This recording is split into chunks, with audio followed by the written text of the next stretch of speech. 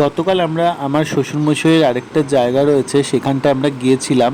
তো চলো দেখাই সেই জায়গাটায় কি কি রয়েছে, কি কি গাছ রয়েছে প্রচুর। এখনও সেই জায়গাটা ফাঁকাই রয়েছে, কোনো ঘরবাড়ি করা হয়নি।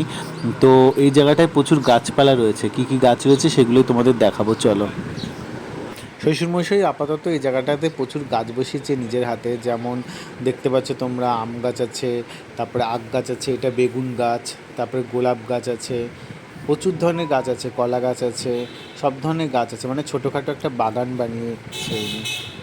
উনি খুব গাছপ্রেমী মানুষ, গাছপালা খুব ভালোবাসেন, তাই জন্য রিটায়ারমেন্টের পরে এই জায়গাটায় প্রচুর গাছ বসিয়ে উনি একটা ছোটোখাটো বাগান তৈরি করেছেন। এই জায়গাটাতে উনি একটা কলের লাইন করছে, তাহলে গাছগুলোতে জল দিতেও সুবিধা হবে।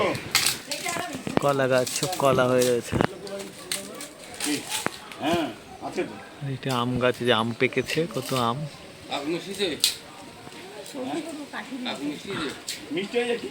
এটা জামরুল গাছ, জামরুল হয়েছে, কত জামরুল, জামরুল গাছে ফুল এসছে।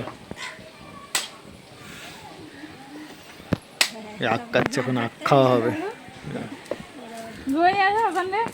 ছেড়ো, ডাবল লাল পেস্ট দিয়ে কেমন দাঁত মেজেছে দেখি, ওই দেখো।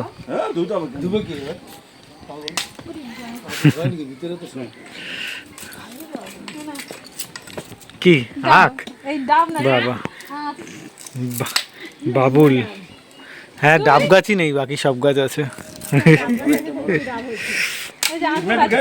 বাবুল টেস্ট দিয়ে দিয়ে হবে,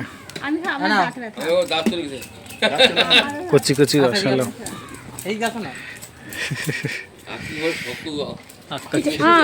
খেয়ে এখন পরীক্ষা করে দেখাবো দাঁতের কি জোর। ছেড়ো ছেড়ো, পারবে, ভালো হতো।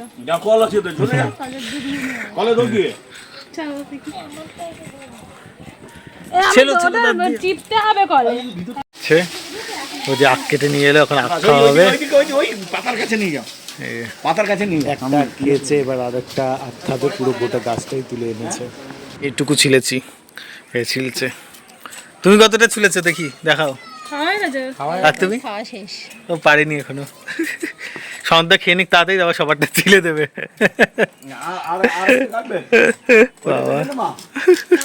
ওই যে ছিলছে, খেয়ে নি। ওই যে সবাই আখ ফাঁক খেয়ে এখন দাঁত ব্যথা করে এখানে সবাই দাঁড়িয়ে আছে, ছবি তুলছে।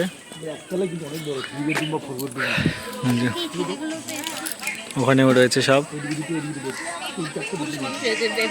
আমি তো যখনই আসি এই জায়গাটাতে আমার খুব ভালো লাগে, কারণ এত গাছপালা, আমাদের শহরাঞ্চলে তো এত গাছ দেখাই যায় না। এটা একটু নিরিবিলি জায়গা, এটা হচ্ছে দাসপাড়া নয়াবাদের দিকে, আমার শ্বশুরবাড়ি থেকে একটু দূরে। সবাই মিলে আজকের দিনটা খুব ভালোই কাটালাম। তো আজকের মিনি ব্লগটা এই পর্যন্তই, দেখা হচ্ছে খুব শীঘ্রই নতুন একটা ব্লগ নিয়ে।